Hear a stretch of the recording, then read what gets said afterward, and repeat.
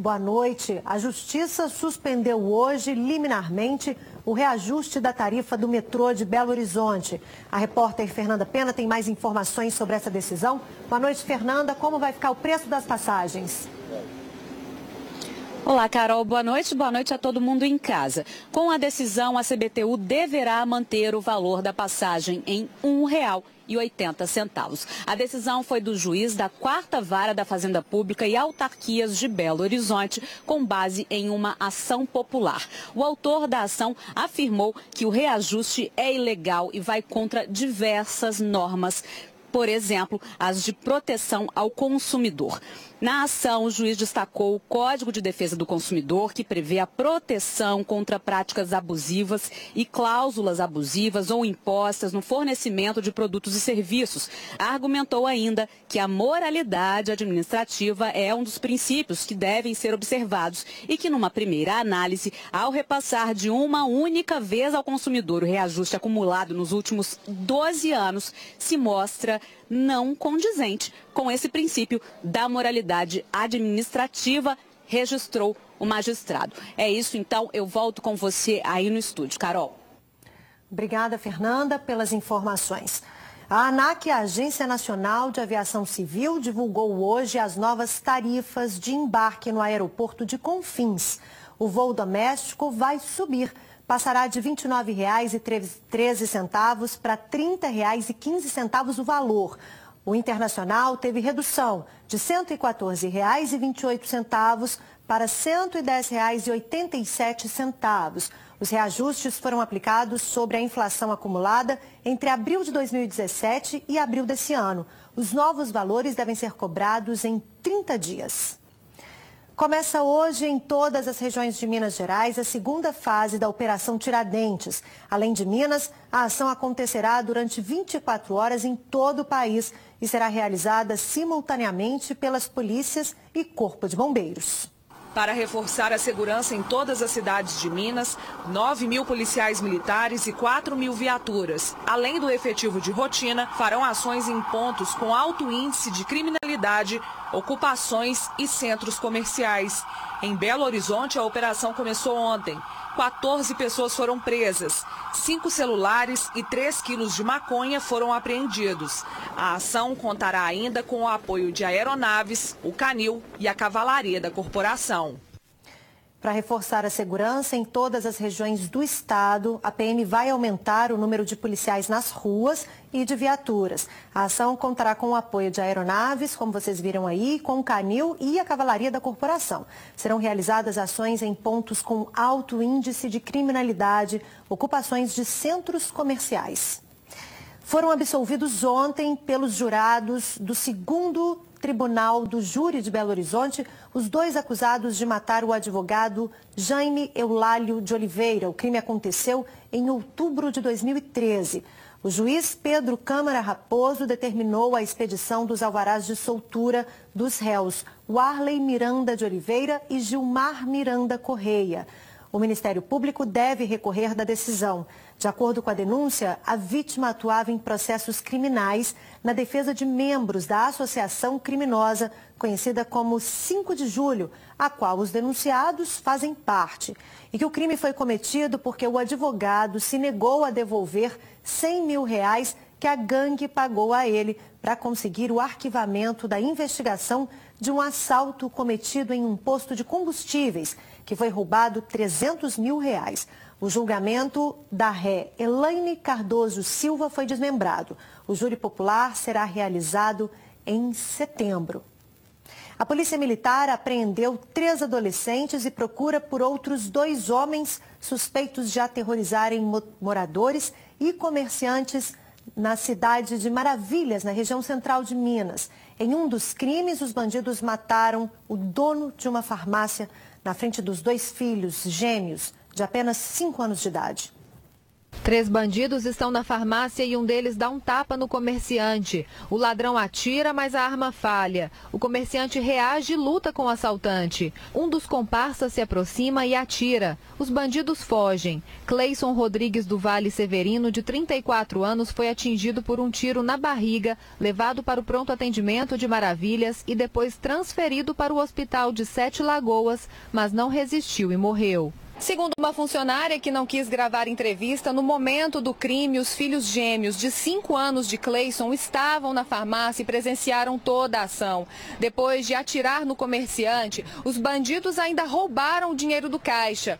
O que mais chama atenção neste caso é que a farmácia fica a poucos metros do destacamento da Polícia Militar. Segundo este comerciante, que preferiu não se identificar, os bandidos fizeram um arrastão na cidade e assaltaram outros 3 estabelecimentos antes da farmácia. Um deles foi este supermercado. 2 ladrões entram e o de blusa cinza dá um tapa no homem que está perto do caixa. Outros 2 criminosos chegam e exigem dinheiro dos caixas. Este funcionário tenta se esconder atrás do balcão, mas um dos bandidos se aproxima e exige o dinheiro. Ele abre a gaveta e entrega toda a quantia ao assaltante. Depois, o bando foge. Chegaram, pararam o carro, eles eram 5 indivíduos. O motorista ficou dentro do carro, um indivíduo. Entraram 4 armados. Já desceram, deixando as portas do carro abertas. E nisso entraram gritando assalto. A gente fica um pouco abalado aqui. Assim, fica desconfortável, toda hora você fica assustado. 3 adolescentes foram apreendidos em Pitangui, suspeitos de participar dos assaltos em Maravilhas. A gente queria que viesse mais policiamento para a cidade, que eu acho que 2 de plantão pelo tamanho da cidade. Se acontece uma ocorrência, tem que sair os 2, que não pode ir um só. Aí a delegacia fica sem nenhum de plantão. Se apresentou à Polícia Civil o motorista da Kombi que atropelou 2 crianças no bairro Novo Glória, região noroeste da capital, na última terça-feira. Sidney Lages Moreira, de 33 anos, se apresentou acompanhado do advogado.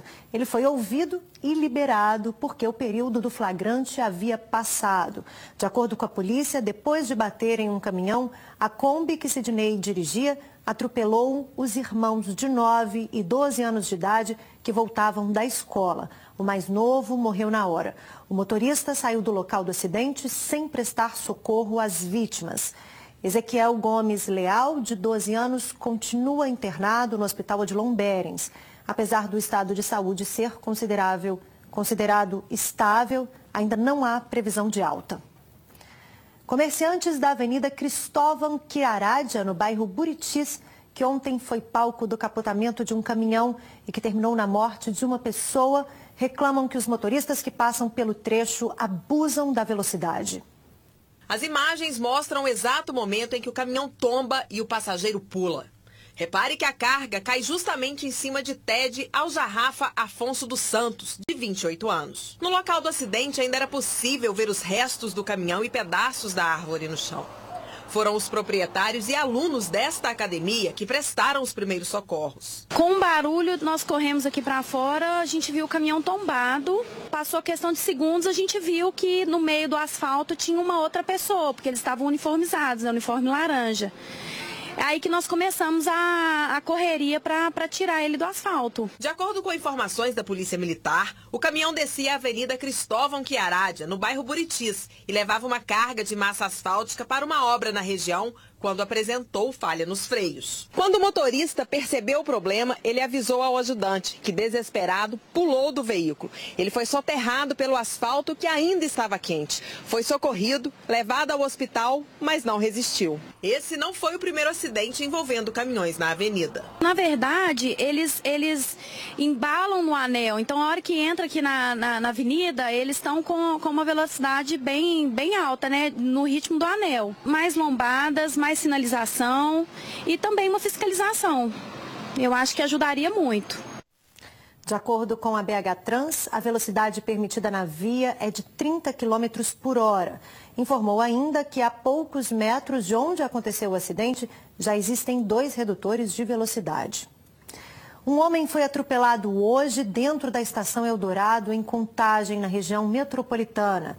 Peterson da Silva Rocha, de 27 anos, ficou caído na faixa de pedestre após ser atingido por um ônibus da linha 3270 dentro da estação. A vítima foi socorrida pelo Corpo de Bombeiros e levada para a UPA JK em Contagem. O paciente foi atendido e liberado. Logo após esse atropelamento, um telespectador da TV Alterosa nos enviou um vídeo denunciando o desrespeito na faixa de pedestres dentro da Estação Eldorado. Ele mostra também a situação dos ônibus que estariam rodando de forma precária. Olha só. É isso aí que acontece, ó. Aqui, ó, o ônibus ocupando a faixa de pedestre, os usuários passando e o ônibus na faixa de pedestre. Agora como está saindo. Como vocês podem observar, tem aí, ó, travessia elevada nas placas, entendeu? Logo após aqui, ó, tem a faixa de pedestre e aqui também, ó, onde o ônibus atropelou, 3270, linha de Betim. Agora, olha a condição do pneu. Olha a condição do pneu. Esse freezer aqui, ó, ele já tá naquela linha, aliás, já baixou daquela linha que é permitido. Pois é, você também quer participar do JA, é só enviar um vídeo com a sua denúncia ou sugestão de reportagem para o WhatsApp da TV Alterosa. O número é o 98814-1360 e o código é o 31. Amanhã, dia 12 de maio, é o dia D de mobilização nacional da campanha de vacinação contra a influenza. Todos os 152 centros de saúde da capital estarão abertos das 8 horas da manhã às 5 horas da tarde para aplicar a vacina contra a gripe. Segundo a Secretaria Municipal de Saúde, a meta deste ano é imunizar mais de 800 mil pessoas em Belo Horizonte. A dose é trivalente e protege contra 3 vírus, H1N1, H3N2 e influenza B. Não se esqueça de levar o cartão de vacina e o documento de identidade. Veja agora como fica o tempo neste sábado, dia 12 de maio, em todo o estado.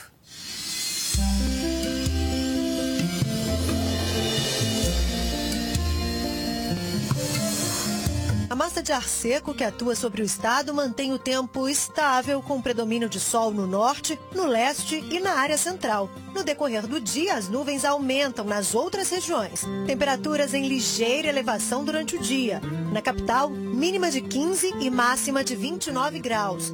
Em Divinópolis, os termômetros vão de 16 a 30, de 19 a 29 graus em Passos.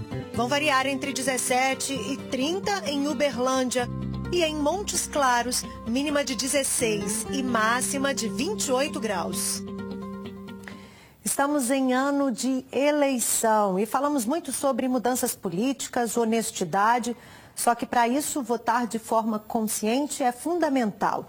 Fazer escolhas conhecendo bem cada candidato. A Ordem dos Advogados do Brasil disponibilizou em Minas Gerais um aplicativo para incentivar os eleitores. Pela plataforma, também será possível denunciar irregularidades durante a campanha eleitoral.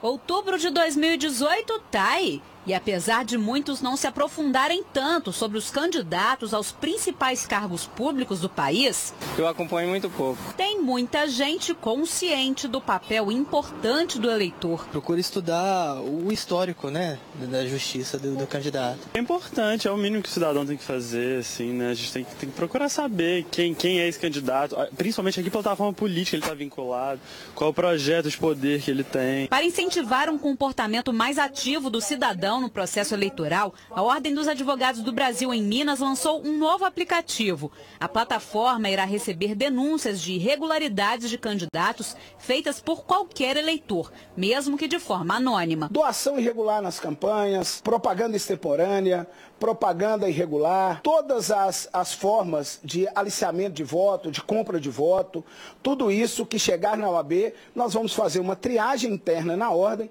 e depois nós vamos fazer esse encaminhamento para o Ministério Público. O cidadão vai entrar nas lojas disponíveis de aplicativo e vai baixar normalmente. Chegando lá, ele vai ter a opção de fazer um cadastro prévio dele. Caso ele não tenha interesse de fazer esse cadastro, ele pode fazer de forma anônima, onde ele vai ter a opção de juntar fotos, vídeos, textos, gravações e enviar isso diretamente para a OAB. A OAB vai fazer a sua análise e encaminhar para os órgãos competentes fiscalizadores. A plataforma busca a participação de mais pessoas do que as que denunciaram Caixa 2 pelo aplicativo lançado nas eleições de 2016. Nós tivemos mais de 1.000 denúncias recebidas e encaminhadas ao Ministério Público. Foram mais de 250 denúncias.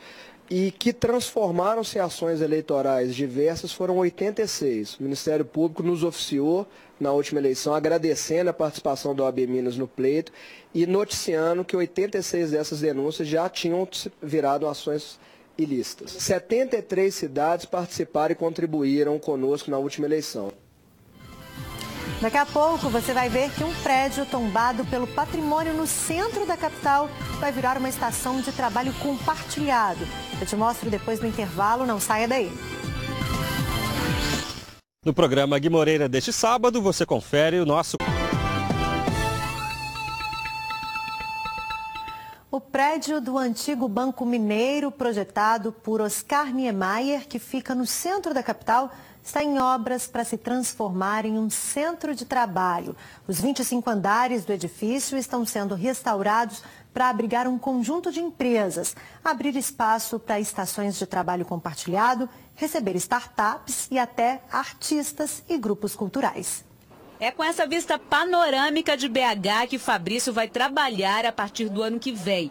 Ele é diretor de uma empresa de design de serviços do interior de São Paulo, que aqui se instalou em um ambiente compartilhado de negócios, em vez de ter sede própria. É a oportunidade que a gente tem de ter um ambiente coletivo, compartilhado, onde a gente consegue compartilhar não só conhecimento, mas conviver no dia a dia, onde existem aprendizados mútuos e principalmente oportunidades de negócio que a gente vai começar a vislumbrar. Ele está falando do P7 Criativo. Até o fim do ano, a Agência de Desenvolvimento da Indústria Criativa de Minas terá nova sede no prédio projetado por Oscar Niemeyer na década de 1950 e tombado pelo patrimônio histórico, que fica em plena Praça 7 e está sendo totalmente reformado. São os segmentos da moda, do design, do audiovisual, da gastronomia, artesanato, ciência e tecnologia. Então, acho que é todo um processo. Daqui, a gente, trabalhando já na Afonso Pena 4000, a gente vai desenvolver esse polo criativo da cidade de Belo Horizonte e do estado. Com investimento de mais de 45 milhões de reais, o P7 vai abrigar até 1.500 empreendedores, startups, grupos culturais e investidores. Nós conseguimos apresentar o projeto e contamos com a boa receptividade do BNDES, que concedeu a nós um financiamento, quer dizer, um aporte dentro das leis de incentivo cultural de 17 milhões de reais, muito importante para ajudar a financiar essa obra de vulto, que deve demorar em torno de 15 a 18 meses e que nós esperamos que ela irradie não só para a região metropolitana, para a cidade, mas também que irradie perspectiva de futuro e energia criativa para todas as regiões do estado. Essa iniciativa conjuga dois vetores fundamentais: tradição e modernidade. Nós estamos resgatando um edifício simbólico, obra de Oscar Niemeyer, dos anos 50, no coração de Belo Horizonte, revitalizando o centro de Belo Horizonte e, ao mesmo tempo, abrindo caminhos para o futuro através da indústria criativa, dessa nova economia que está aí. Legal, né? Um filhote de tamanduá foi resgatado após ficar preso em um arame farpado em Uberaba, no Triângulo Mineiro. Olha que bonitinho que ele é. O animal da espécie meleta foi encontrado próximo à penitenciária de Uberaba. Ele seguia a mãe quando ficou preso na cerca. O corpo de bombeiros foi chamado e, após o resgate, o entregou aos cuidados da veterinária de plantão da FASU, da Faculdade Associada de Uberaba.